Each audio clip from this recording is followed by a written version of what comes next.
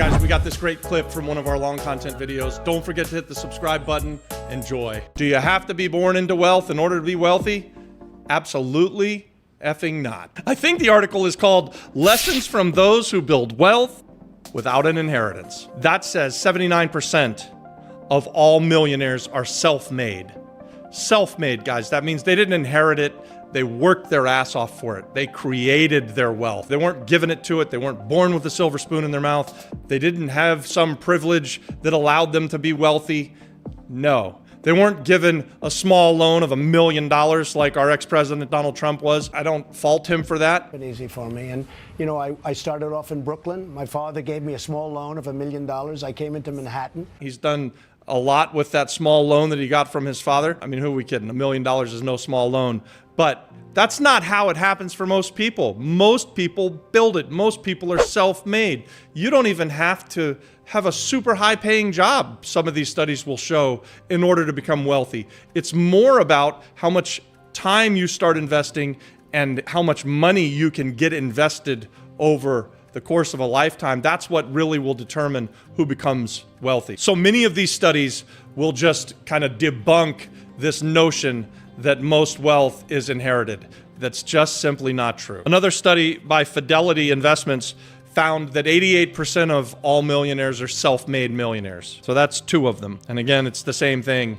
They say it over and over again. This means that they didn't inherit the money, or if they did inherit some money, it was such a small amount of money that it was insignificant and could not have made them to become a millionaire. And then there are further studies that show that some people do inherit a significant amount of money after they're already self-made millionaires.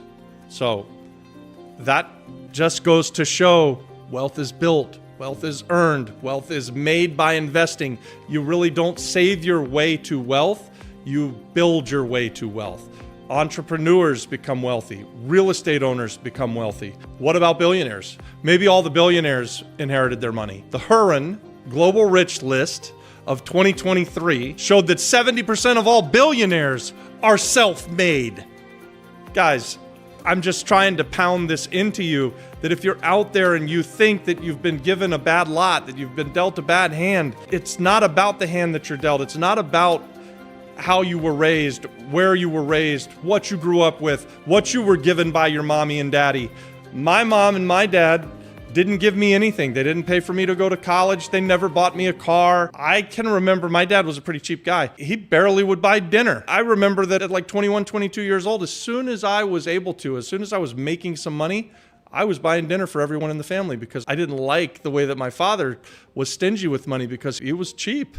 We grew up with not a lot and we had a good life and I had a great dad, but we had a very different mindset. My father and I had a very different mindset from each other. He was an employee, and he was an employee for his entire life. And at the end of his life, or at the end of his working career, he got sick, and the big business that he was working for, they cast him out like he was nothing.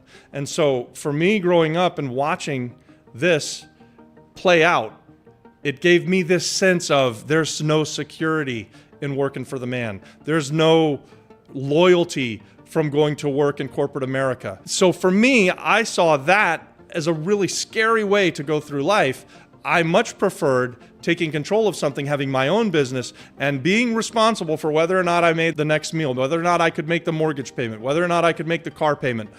I liked to have the guy in the mirror be the one that I would point to if things weren't going well in life, not be the employee of someone else and on a whim they decide, like Disney World has done just recently. I'm from Orlando, Florida, and many people that I know work for Disney. I actually was one of my first jobs, but Disney just made a series of bad choices and their profits have gone down and they're responsible to shareholders. And so what's an easy way for them to keep the profit margins up? Well, just lay off 7, 8, 9, 10, 15,000 people. No problem. You do that.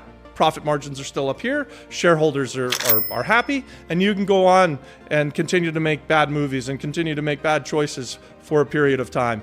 Hopefully they straighten their shit out, but Disney's made a series of bad choices, and who suffers? The people who work for them do. That's just the way, and that's the way that I've always seen working for corporate America. It's always terrified me. So on this channel, we encourage entrepreneurship. We encourage a life of freedom through working for yourself. investing in real estate, we believe that you invest to become wealthy, that you don't save to become wealthy. So if you like the idea of that, you're going to want to like and subscribe to our channel. Hey guys, thanks for watching that. Subscribe to our channel, watch this next, and then also check out the pinned content for more great content, guys. God bless.